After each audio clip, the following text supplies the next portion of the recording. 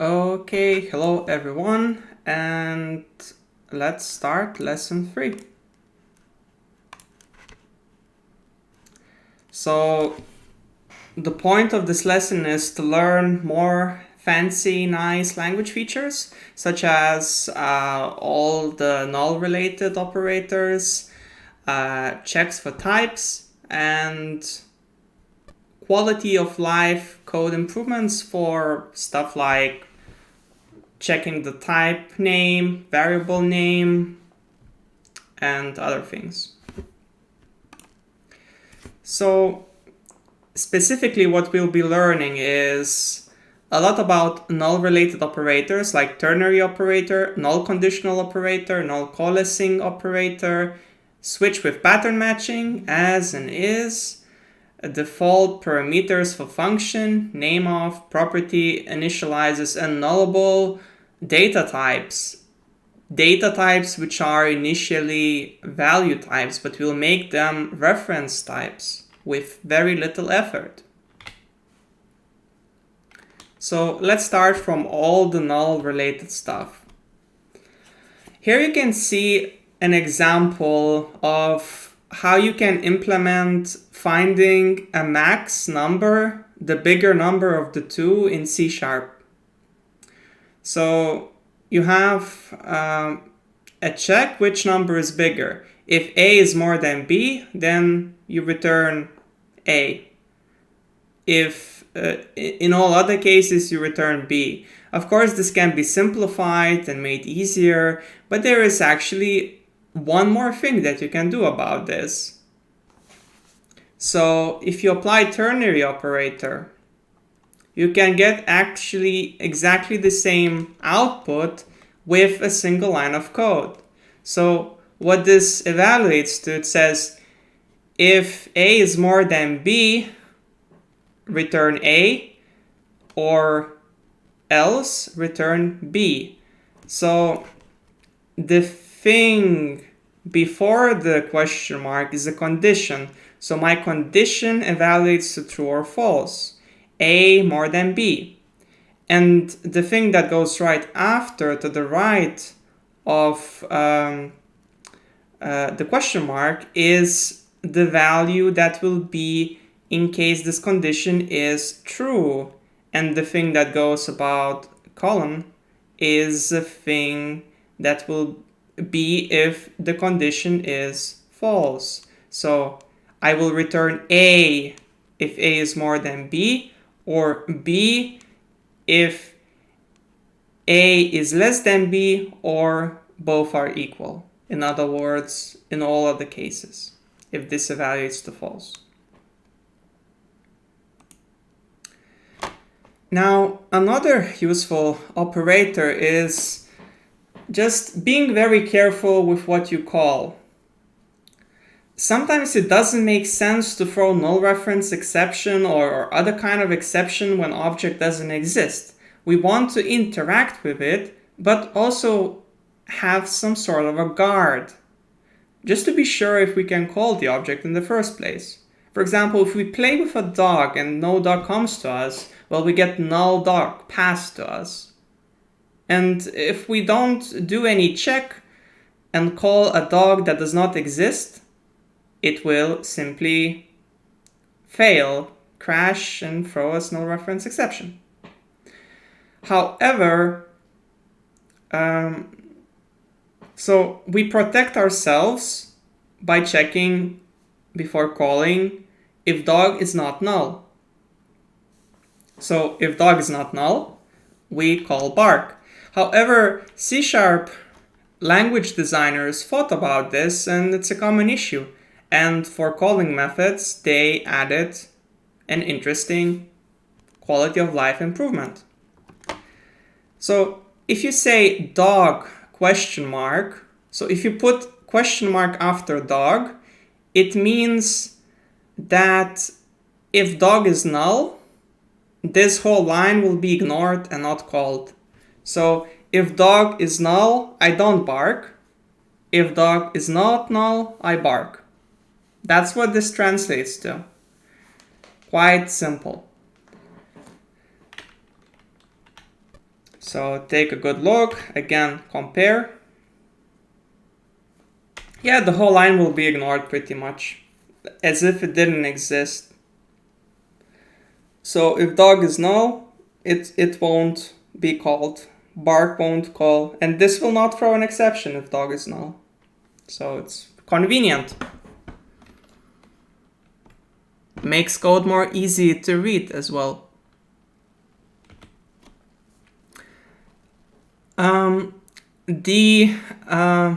I really don't remember the operator names by heart, so this operator, so bear with me as I will refer to this operator because I don't remember the name. So this operator is also used for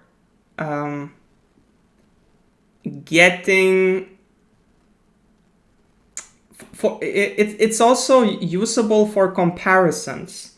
For comparisons of when object doesn't really exist and returns a value that doesn't exist, but you can still compare it fluently without the null check. So in this case, I say if dog is null, well, it is dog that does not exist hungry? Well, there is no dog, so I just return false, right? And in all other cases, I return the actual hunger of a dog, right? But there's a better way, or a different way, which is this one-liner. So if I do like this, I will be able to compare is hungry and return true or false based on if dog is hungry. If I don't do the comparison equals true there, then it will ignore this. It will not ignore, but it won't work because the type of is hungry now is based on the existence of dog. So if dog doesn't exist, it's no longer just a boolean. It's a boolean which might be there or not. So it must be compared to something that evaluates to boolean. That's not necessarily boolean, but evaluates to boolean, which is another boolean. So during comparison, it evaluates to boolean, non-nullable boolean, and therefore it works.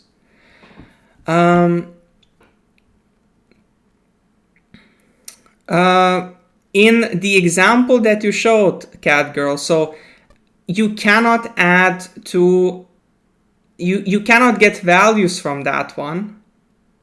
You can only call something or compare something.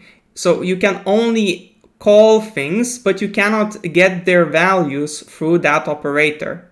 This operator, null conditional, I remember the name.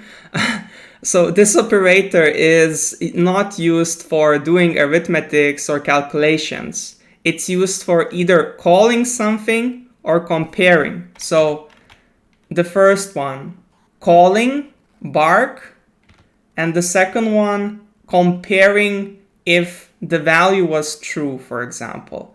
Calling and comparing for null conditional operator. It does not work if you have values, arithmetics. You don't assign values with it.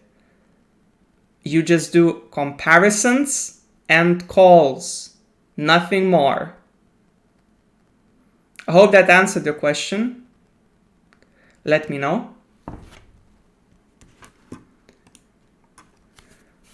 And one more operator that we have is Null-Coalescing operator, and this example is quite silly. And so basically here we see if person is not null, well, we basically need to sum the weight of all people in an array.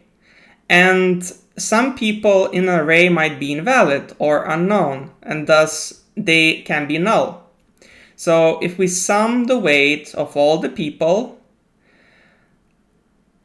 some people might be null. So if we don't do anything, it will throw. So we protect ourselves and say if person is not null, only then we take their weight and get the total, right? And of course, again, there is a different way how you can do that without the usual null check. So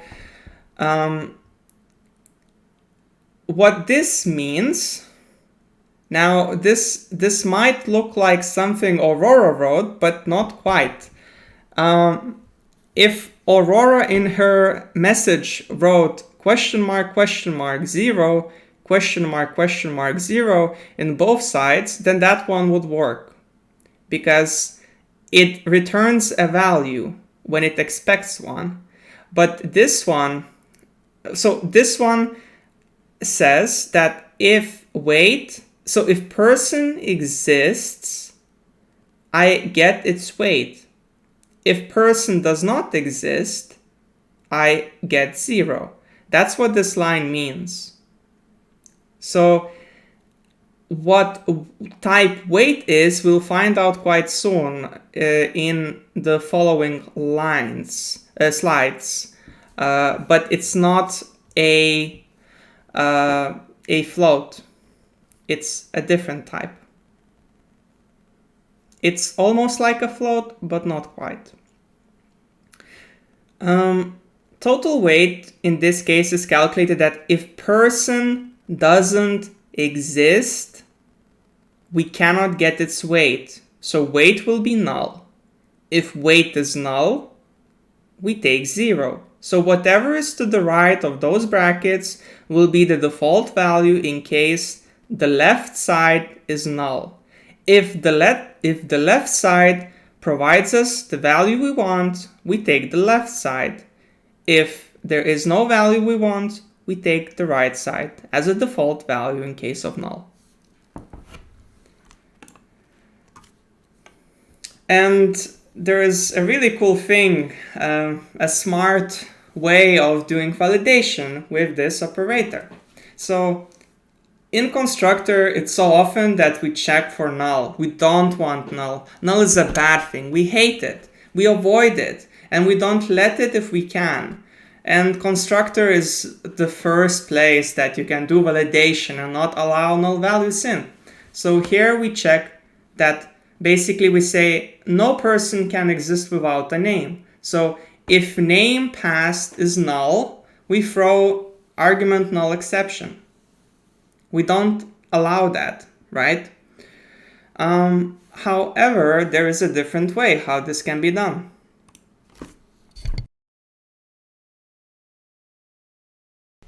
And this basically means that if name is null, I throw an exception. If name is not null, I assign its value. So this makes code much more readable, simple, and it's great.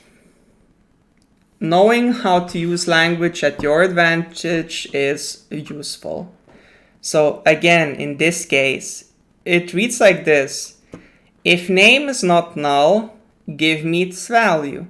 If name is null, return, throw the exception.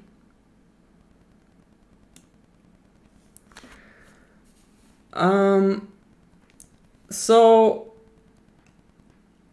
we talked about values that.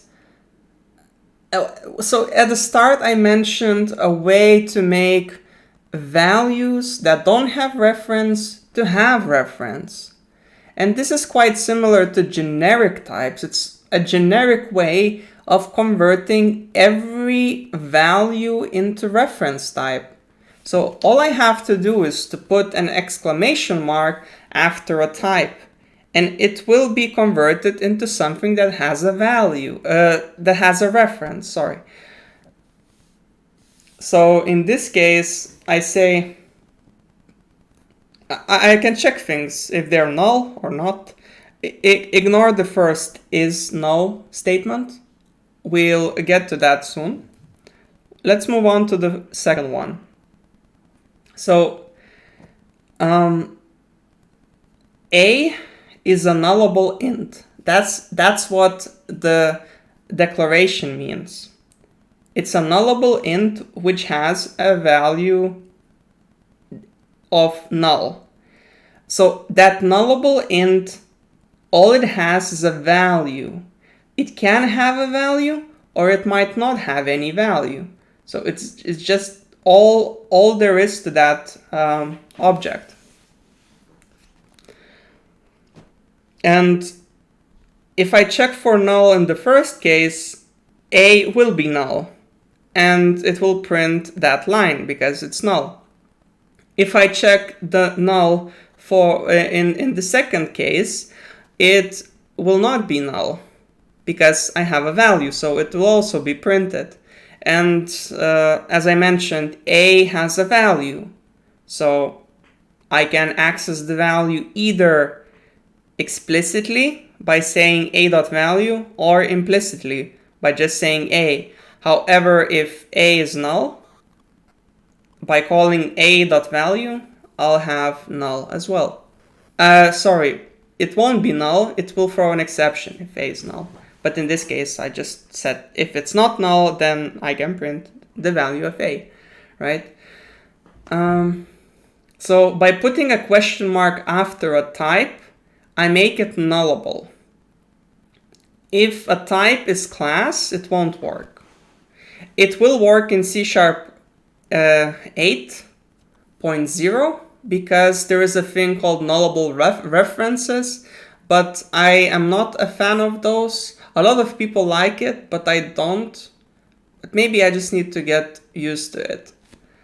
But never mind that, just focus on this one. So for something that is a value type, if you put a question mark, you turn it into a reference type. This doesn't mean that you can suddenly now set the value of a within a method and it will persist. No, this doesn't mean that.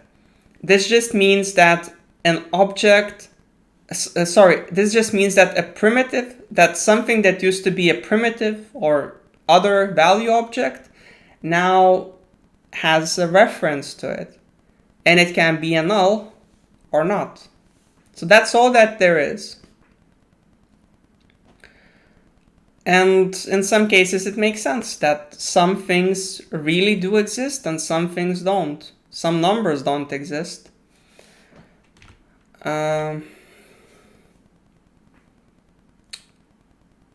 example, a person has weight, of course, always, but it simply might not be known that person, what the person's weight is. So how do you declare a weight that is not 0, that is not 50 or some other random number, but it's simply unknown?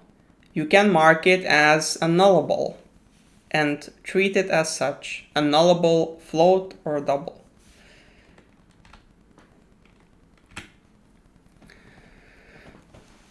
In other cases, it might be useful to check what type objects are. For example, before object-oriented programming came to the town, before it became popular, people used to apply procedural programming principles for doing certain logic, for executing certain logic. There was no polymorphism before, and all the logic would be with multiple if statements, just a bunch of branches, a bunch of logical branches which determines what should be done. And the same can be done even with with classes, basically, and objects. So in this example, you can see that I have a dog, which is null.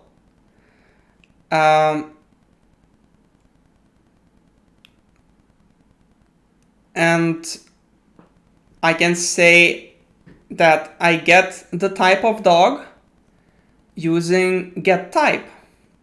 So getType would basically, getType exists on literally everything. On every single type that there is in C#, getType exists. And if I call getType, I'll get the type that object is. And it will give me all sorts of information like what the object name is, not what the object name is, but what object type name is, what assembly it comes from, and it would even allow me to inspect the properties it has, among many other things. So all the metadata of a data structure is within the type.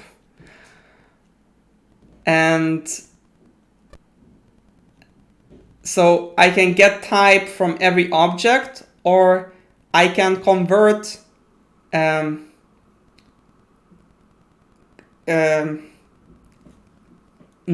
of a class or a structure into the type as well to get metadata, because the type itself does not depend on any specific object. It's just shared.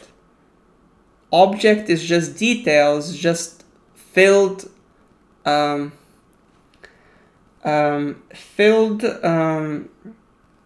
blueprint details, values that the class has.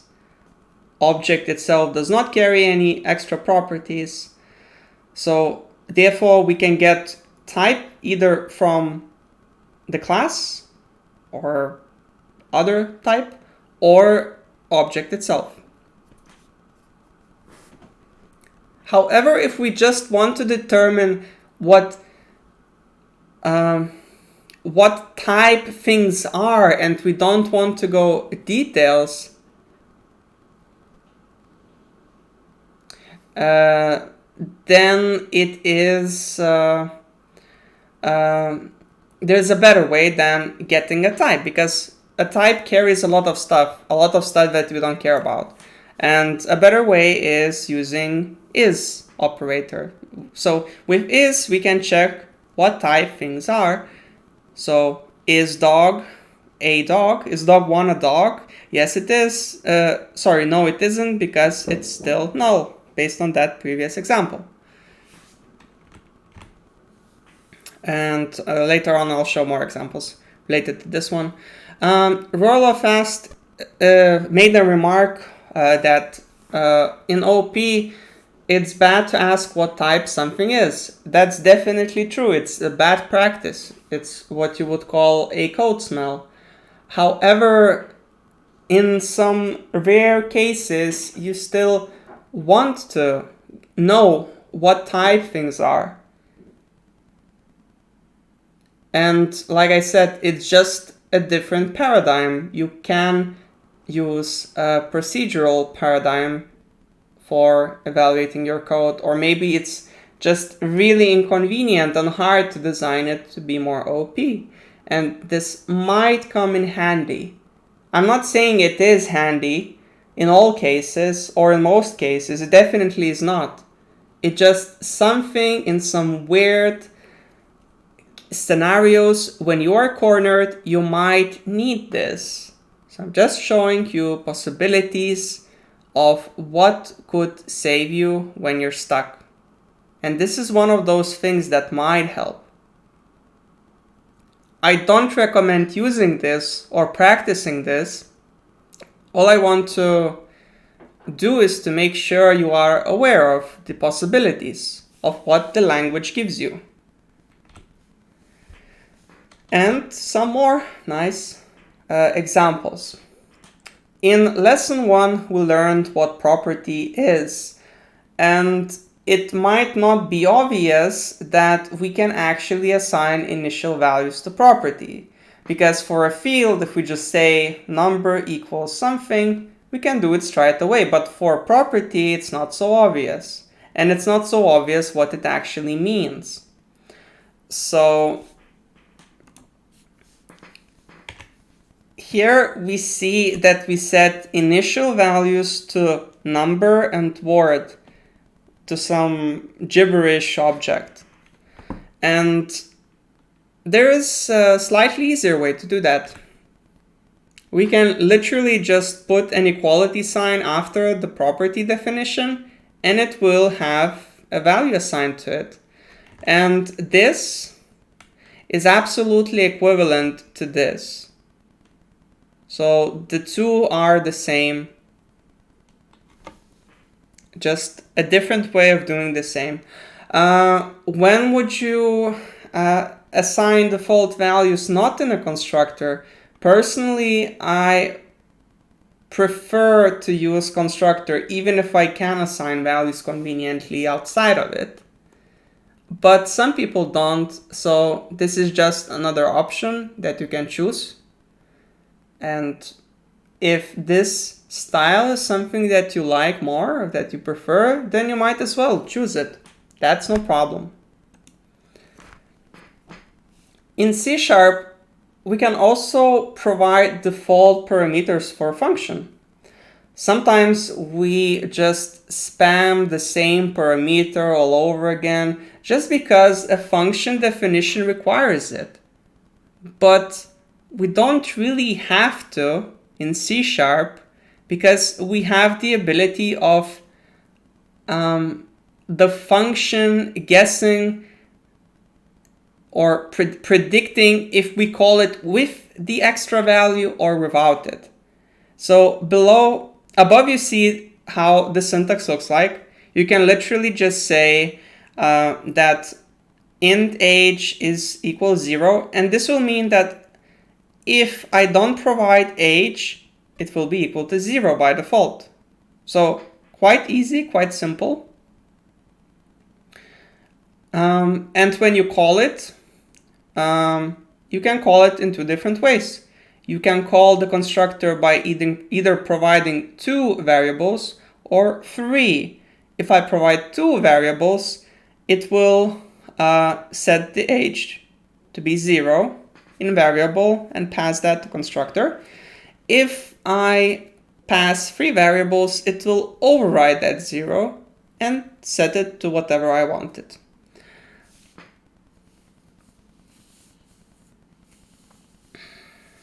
Catgirl Aurora asked, with default parameters though, then we can't overload it with the same parameters minus the default ones?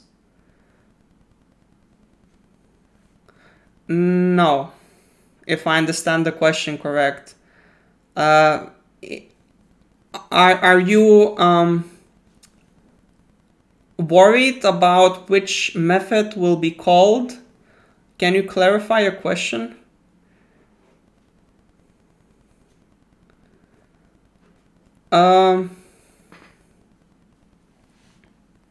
Can't overload it with just string int. Of course not. You still must pass whatever the type is. Yes. One thing to note about default parameters. They must be put at the end of non-default parameters. So I cannot put age at the start because it's a default parameter.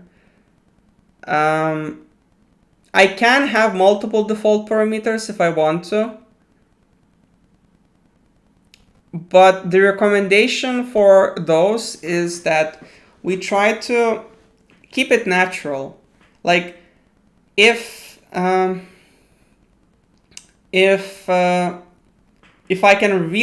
something really has a default value, then I can provide it in a parameter.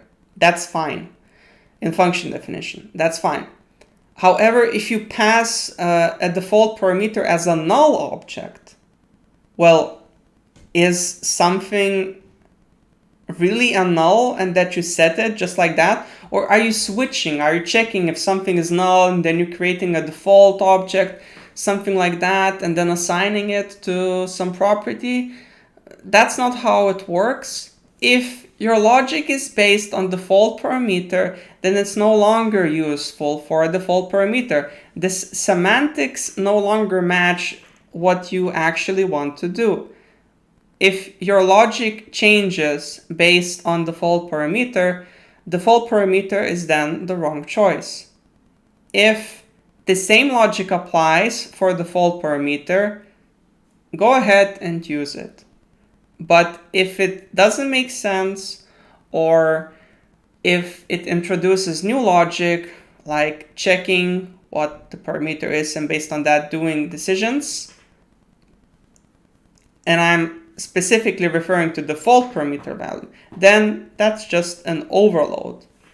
So if you have different logic based on if parameter exists or not, then have method overloading instead of default parameter.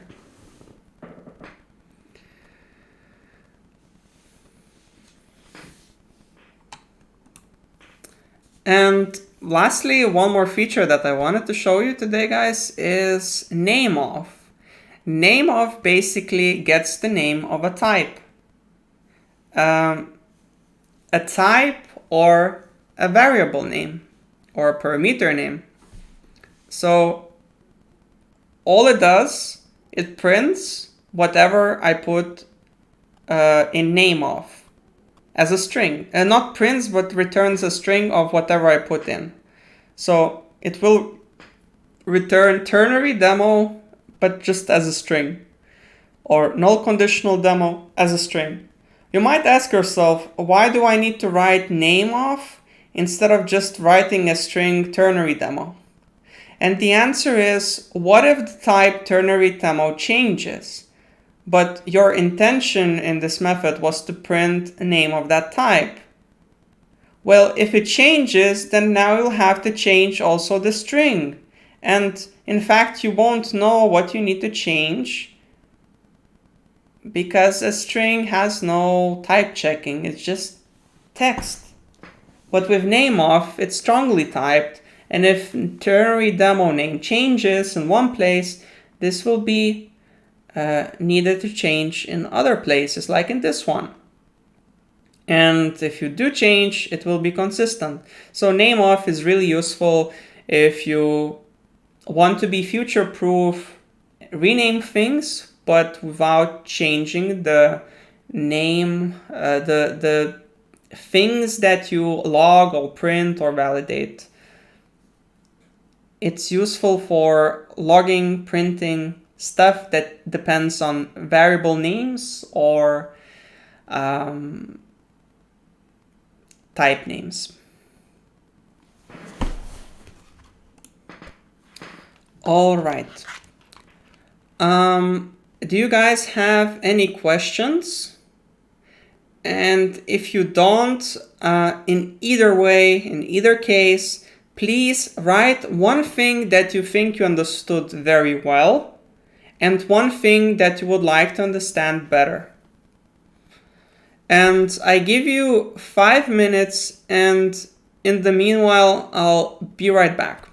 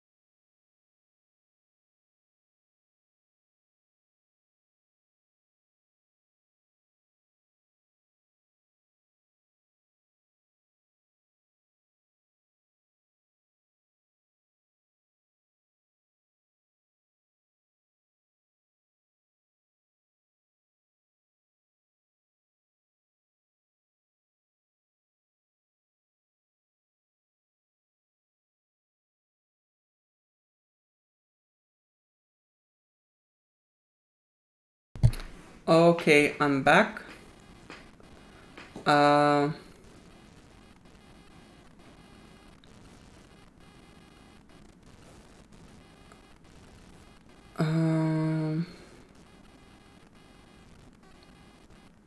Type of name of practice. Okay. I didn't show one more thing. I don't know why. Pattern matching is what I didn't show. So quickly add the slide pattern matching.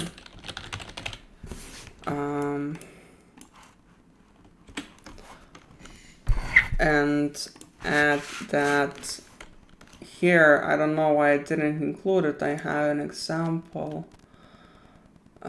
Pattern matching. So a bit annoying piece of code. So imagine you have a so your task is to print all numbers from 0 to 1 in their string form. So what do? You say if number is 0, you print 0. If number is 1, you print 1. If number is 2, you print 2. Really boring, isn't it? Let's put this here.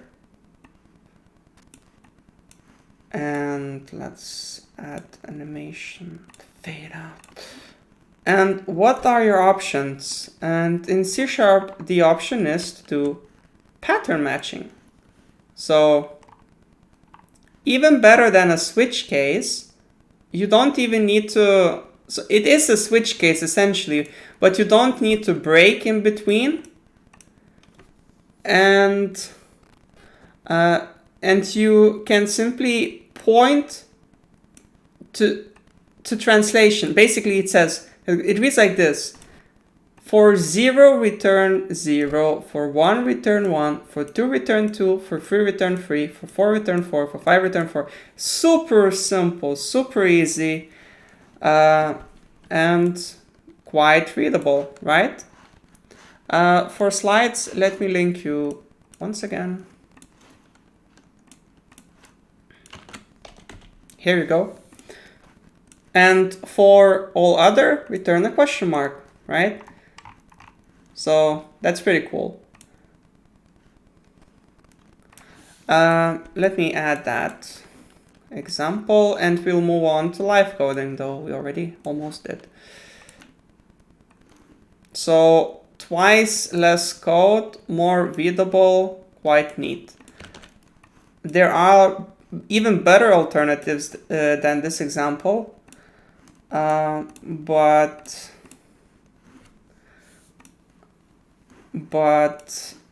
about that in the next lesson. So here you have it, pattern matching with a switch case. Now let's move on to live coding. So I have a bunch of demos ready, which basically are the examples that I just showed, though it's all in action.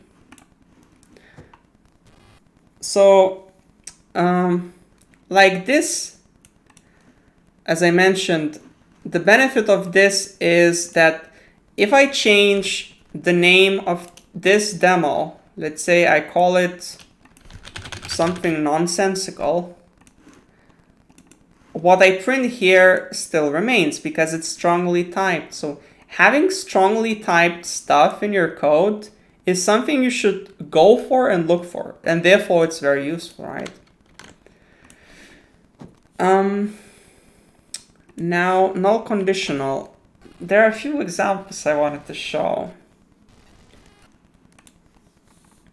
So if I play with a dog that doesn't exist,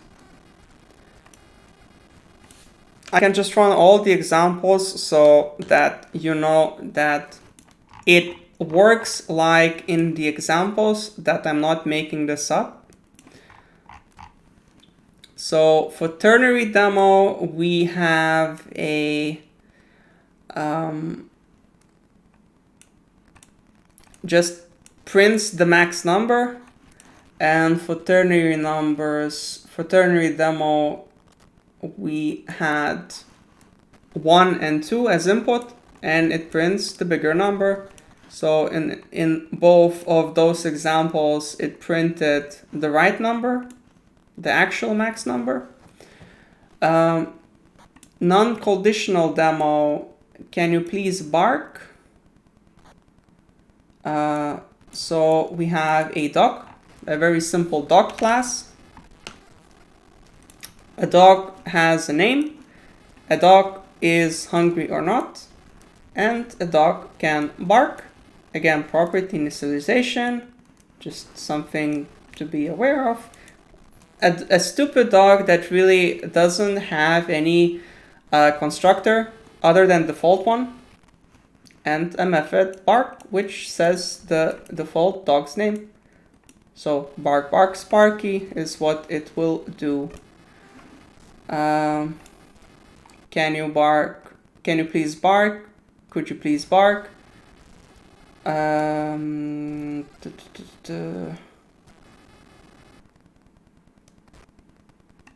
So it was here. Could you please bark? Could you please bark?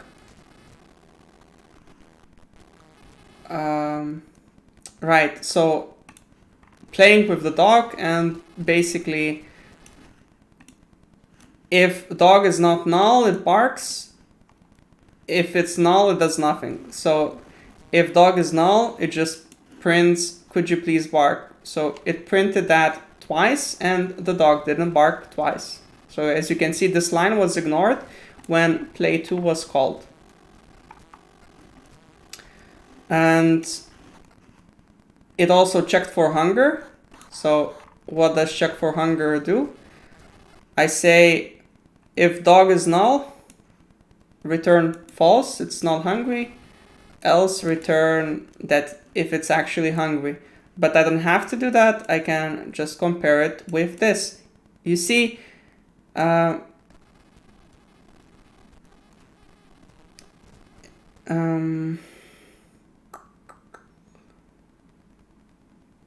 both sides are still bool.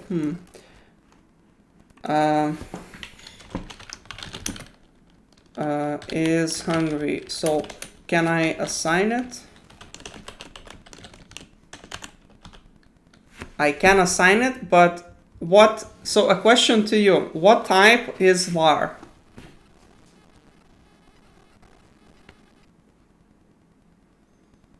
What type does var hide? Implicitly.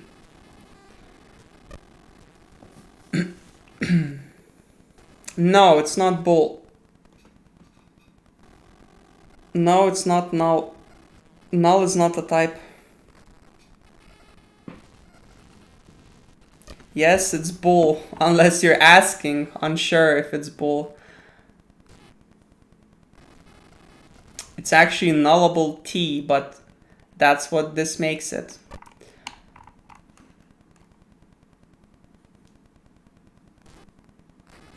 Yes, I was joking.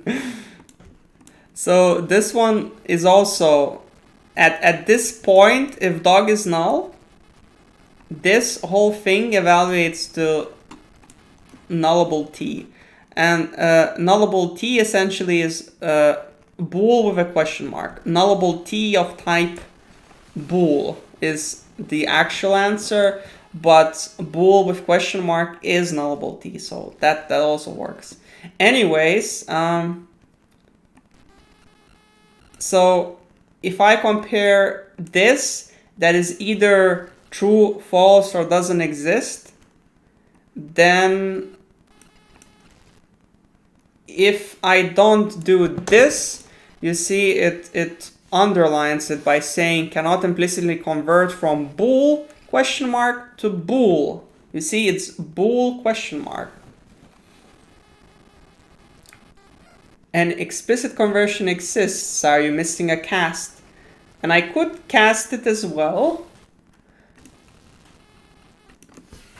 to bool.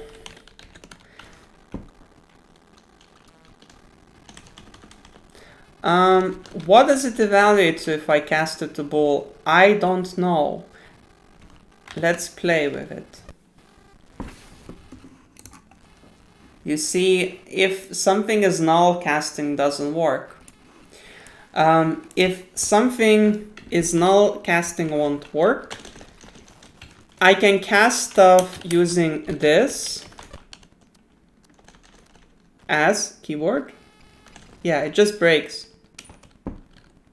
So the only way is to literally just compare it to the same type, the value that you expect it to be. And that's the only use case when you would ever want to compare a Boolean to true or false. It's normally just the Boolean itself, but this time it's not the Boolean itself, it's a nullable Boolean. All right, next.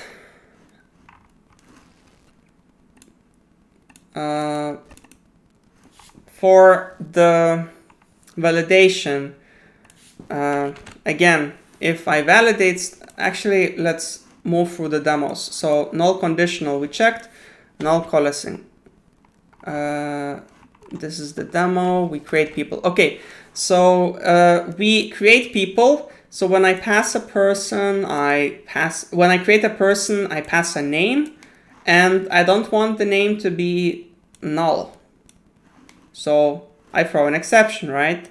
But like we saw in the examples, you can have those question marks and throw an exception. So basically whatever is to the left, I assign it as is. Whatever is to the right, I give it a default value. In this case, it's very interesting. Why does this work? Why do you guys think does this work? I mean, we are setting a name, but value to the right provided is an exception. So how does it work that name is set to an exception?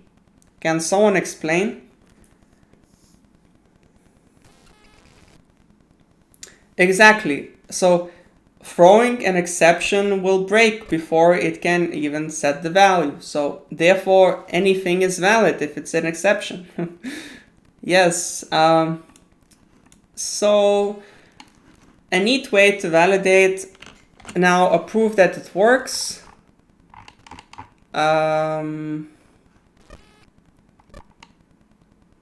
Barking, switch pattern matching, as is, property, null value. I'm not calling this demo, am I? No, I'm not. I am calling Null-Coalescing demo.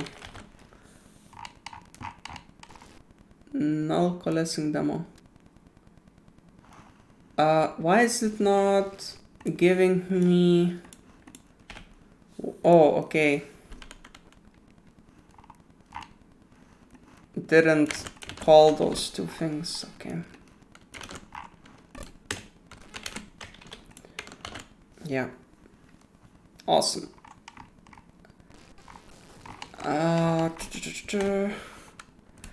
Where does it fail? Where does it fail?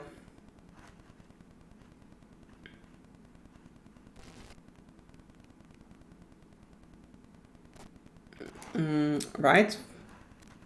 But they handle this exception. Do I not? Try catch. Try catch. Let's put a breakpoint there.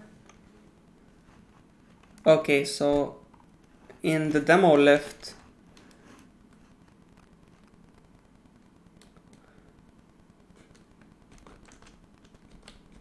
if name is null, name is Tom. Oh, right. Different name. This one. Okay. And I even made a mistake by just manually writing that one. So it's silly. Silly to a point where you make stupid mistakes. So here is a proof that this works. So in both cases, it threw an exception. Value cannot be null. And we have one more example for checking weight of people. So imagine that we have a bunch of people and some people have unknown weight, or we don't even know anything about the people, just the fact that they exist. So this is the batch of people that goes into a lift, and the lift goes up if the people can move through the elevator, and they can only move through elevator if their weight is under the maximum allowed weight. So we have a smart way of calculating people's weight. You see how many question marks there are? It's quite funny reading this, but at the same time, it's quite readable, right? So how does this read? Can someone explain how does this actually read? What does this mean?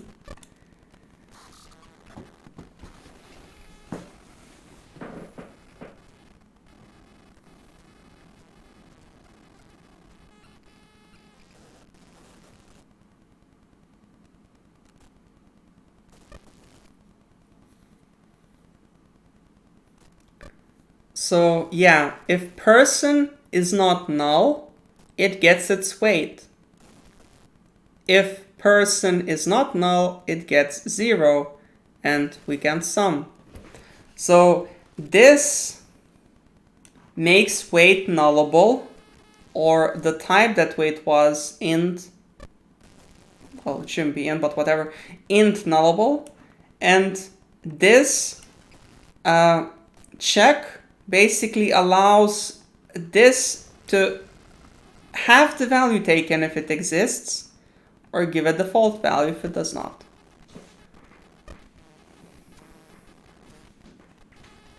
She is. Yeah, so quite simple.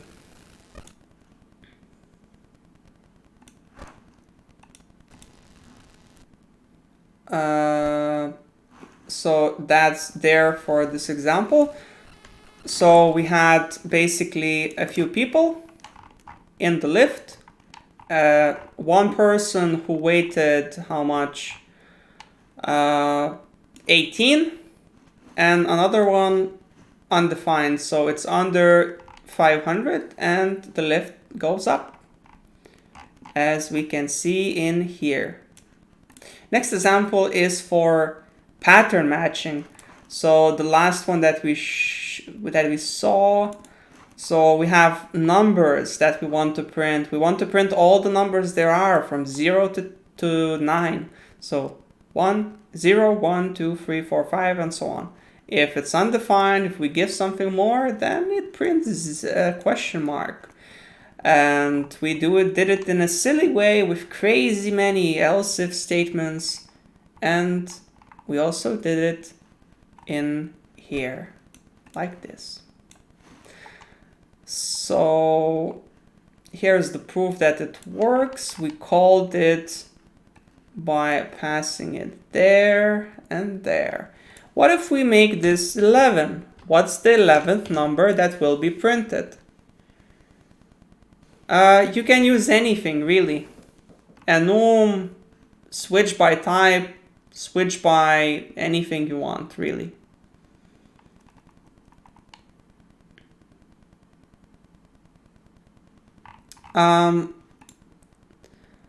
So yes, let's run the demo again. What will it be printed? And let's demonstrate with enum as well. So you can see question mark printed in both cases. So underscore refers to the default one.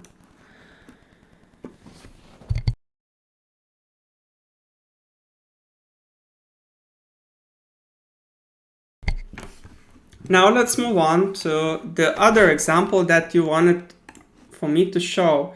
Let's say we have a person and a gender of a person. Let's say a gender was designed really stupid, that it doesn't refer to male, female, or other, but it refers to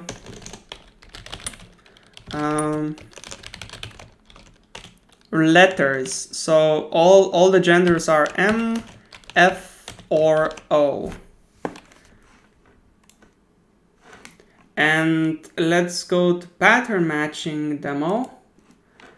And let's write another switch based on that.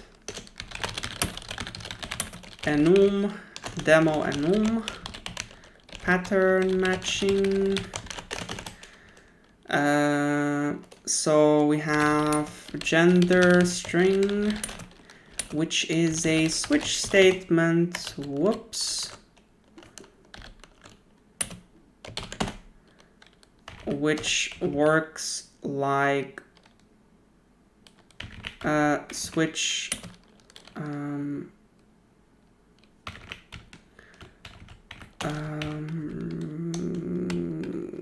genders.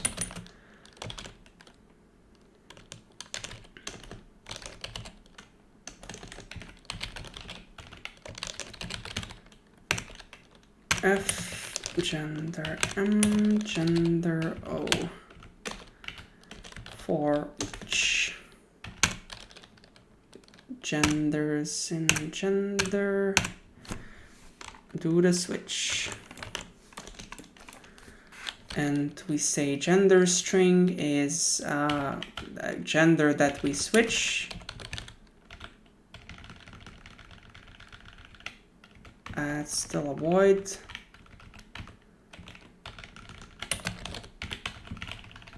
And we say that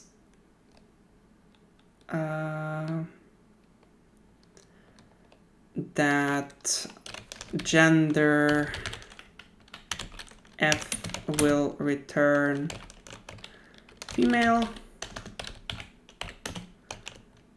I'm mixing syntax. So first we have this and then we have that. Gender M will return male.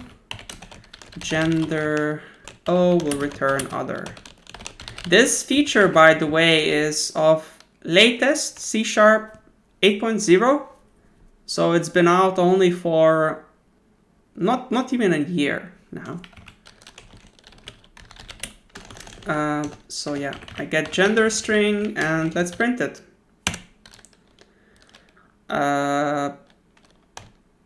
So we'll say the enum. So we say gender translates to gender string. And let's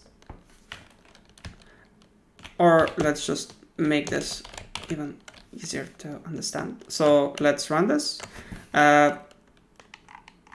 Demo pattern matching. Demo enum pattern matching. Okay. So if I move this over there, it should be working. And let's run. So you can see that we succeeded. So enum F projected female, enum M projected male, and O projected other.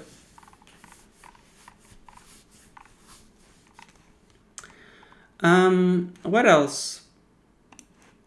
What does it suggest me to do? Does not handle all possible inputs. Right, of course.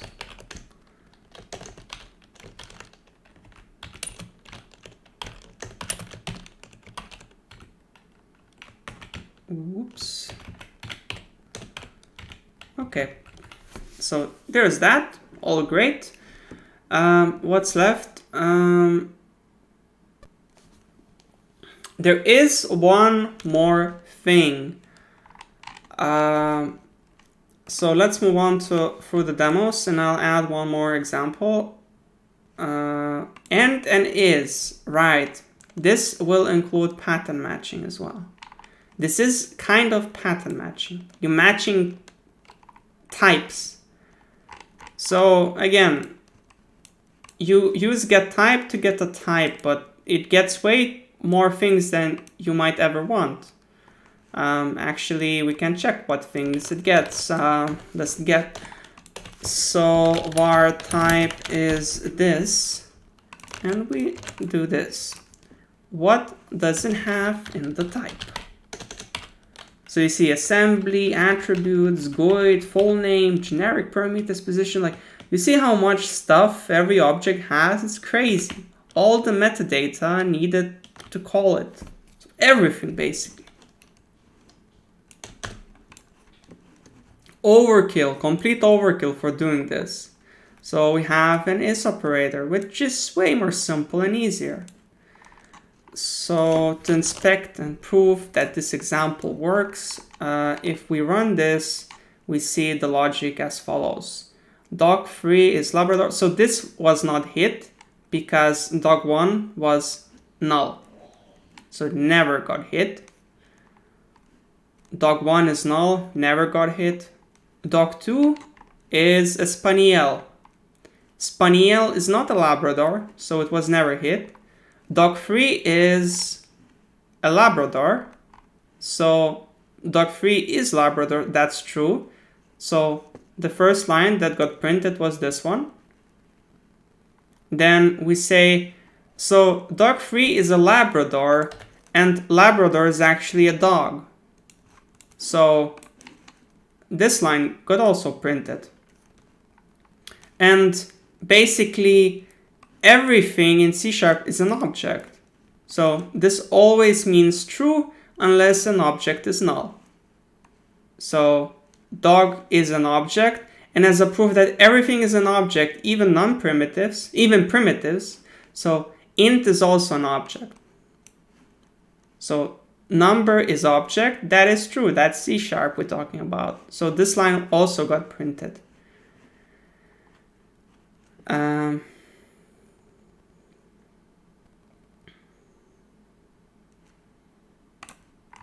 So dog3 was Labrador. Will not fail. So this will not fail, but this will fail.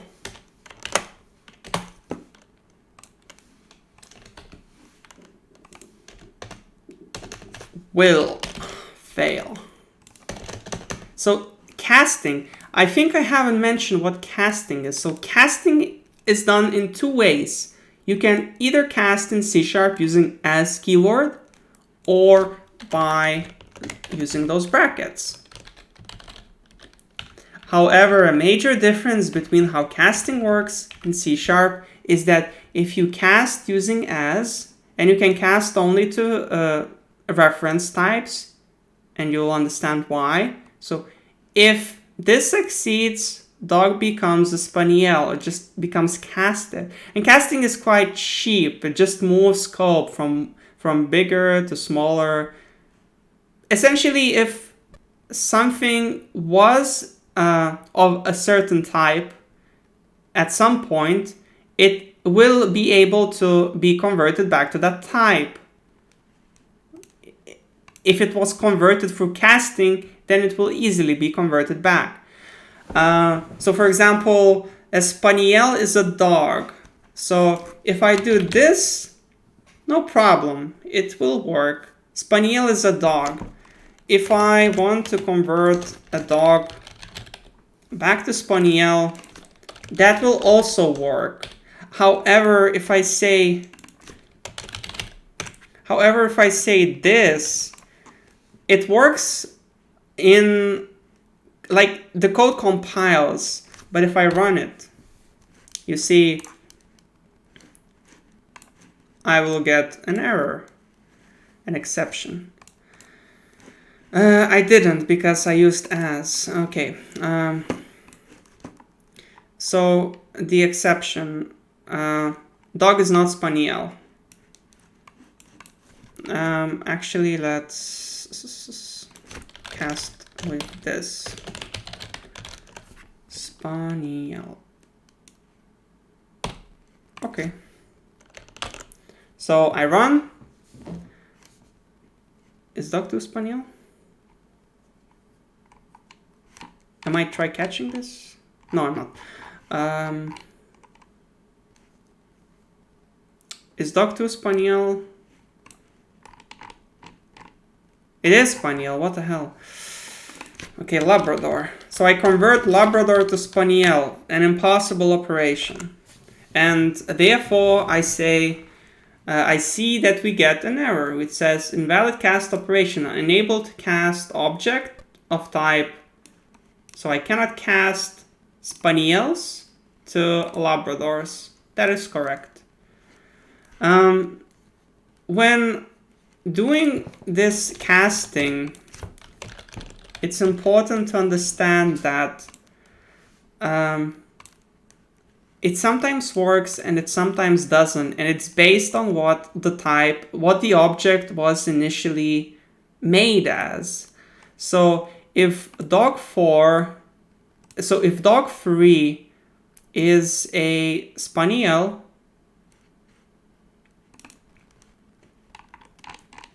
which it is, okay, if it's Labrador, then this is fine. This will work. However, dog2 is spaniel, and I cannot convert spaniels to dogs to Labradors, and it will fail. I can convert from dog to Labrador and from Labrador back to dog always, but I cannot convert from any dog to spaniel. But I can convert any child dog back to dog, because it is a dog, always.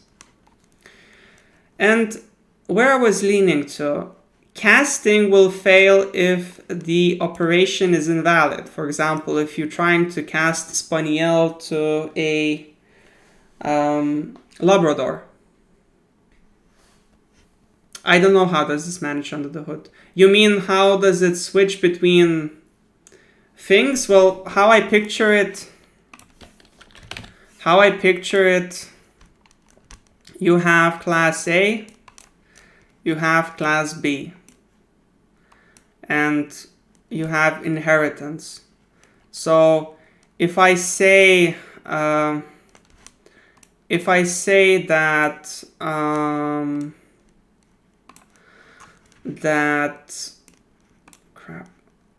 that A, let's say that A is, so let's say we create a new B, right? Simple. And then we say that we say A, which is B as A, or we cast, it doesn't matter, like this, right? What will happen? So what will happen is that we are at here, and this will basically say that this one simply moves the scope up there. So all that B could see, it no longer sees, and it sees all that A sees. And if I do the opposite, if I then say that B1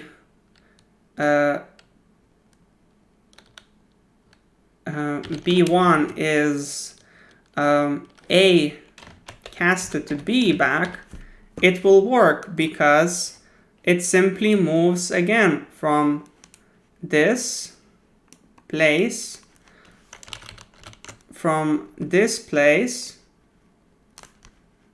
to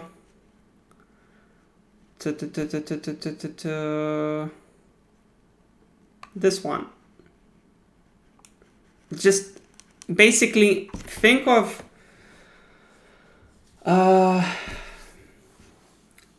unboxing a gift. So initially you have a gift box, and if you unwrap it, you see what's inside. But if you put it back, it's still, again, a gift box with a gift inside. So moving between those contexts is like unwrapping a gift and putting it back to a box. It doesn't cost much. You're just moving stuff from one scope to another. But yeah, but that's how it works. And if we have another one like C, so if initially I was a B and I want to move from C to C,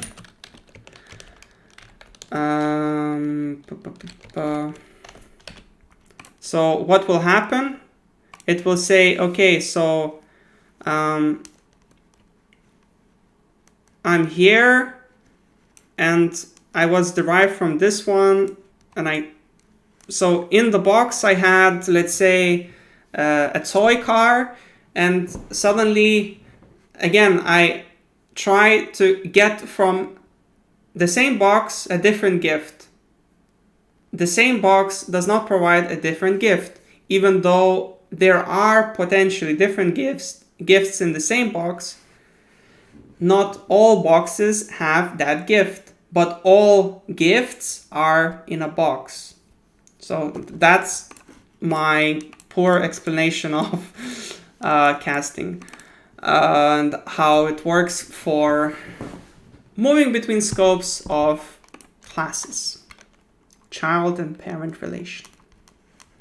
Anyways, the point that I was trying to make, this will fail, this will not fail. So again, we run this, we see that we get an exception. On handle exception, we failed to convert. How do we fix this? If I say as Spaniel or as Labrador, it will work. And the difference is that this will result into null if it failed. It won't crash, it will result into null. And therefore, if you can, don't use casting like this, use casting like this. Sometimes it's useful. So that's what I wanted to show for this one. Next one, property initializers. We already saw that. Boring thing. Why is there nothing there? What the hell? Oh, because I have, okay.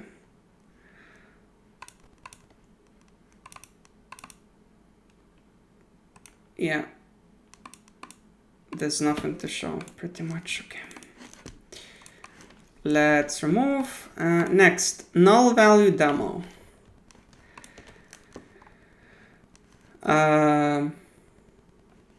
So again, put a question mark next to a value type and it becomes nullable. Trivial stuff. And then you can check if it's null with is keyword or with this, whatever is. To me, it's more readable with is, as long as it's not a negation. And last one, default parameter. So we had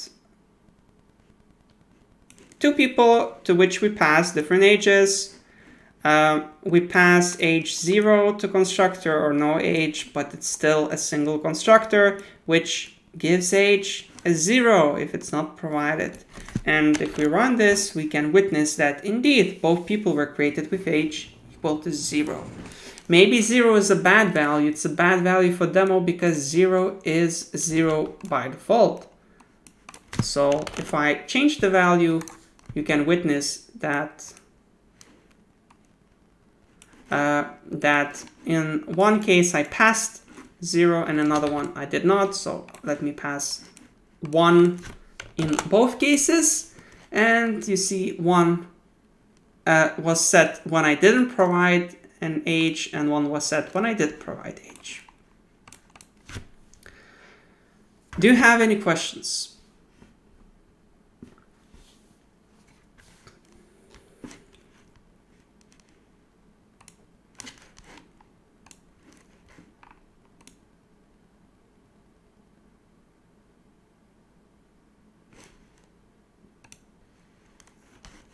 In Okay, go ahead. Cat girl, Aurora. If classes are designed properly, are casts still needed?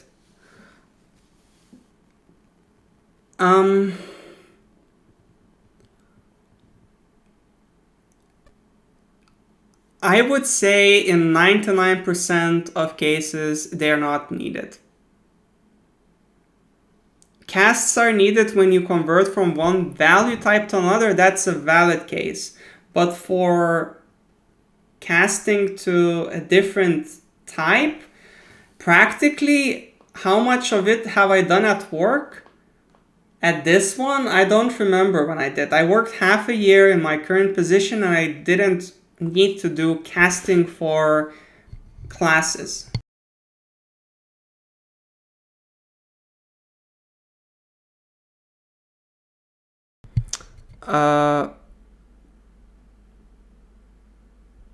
So yes, it does become that instead if you set it in constructor. That's correct.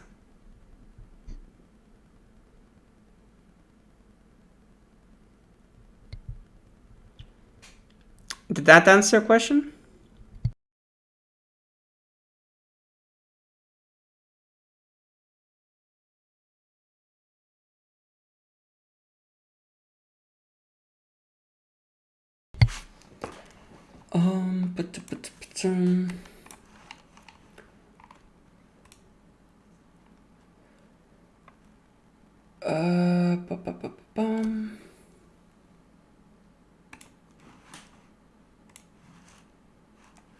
Okay. In that case, it's time for code.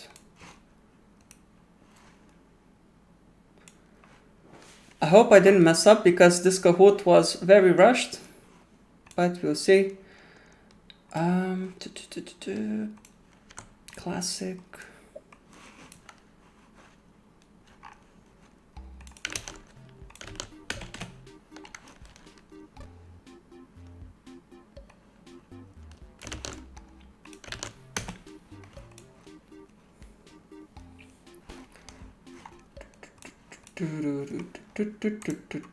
Sorry for loud noise. Let's put it 2. Still pretty loud, I think. This is fine, I think.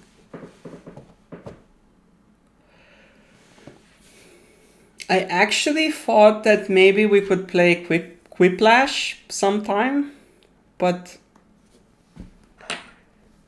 it's different because it allows you to write your own answers and then others can vote for your answers. So you need to answer with a twist of creativity, and it needs to be done for topics that are not very strict per se, like object-oriented programming.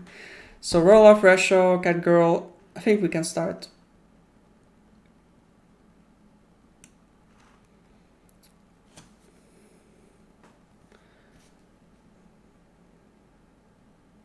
So null conditional operator is used for what?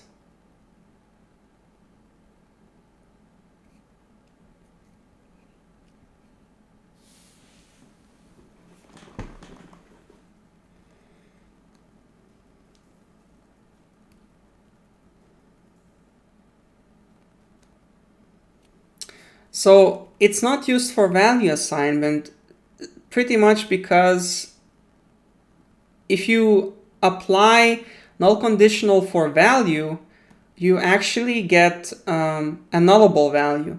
And you need to do extra conversion to convert that nullable value into the value you want to assign. So by itself, it's not what it's used for. And therefore, it's used for just method calls. You protect yourself that you can call something that is potentially null.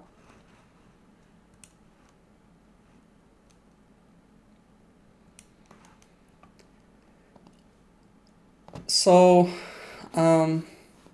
Null-Coalescing operator is used for which of the following?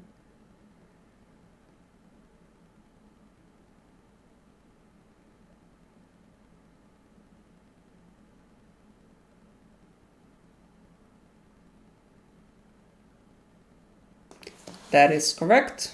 Well done.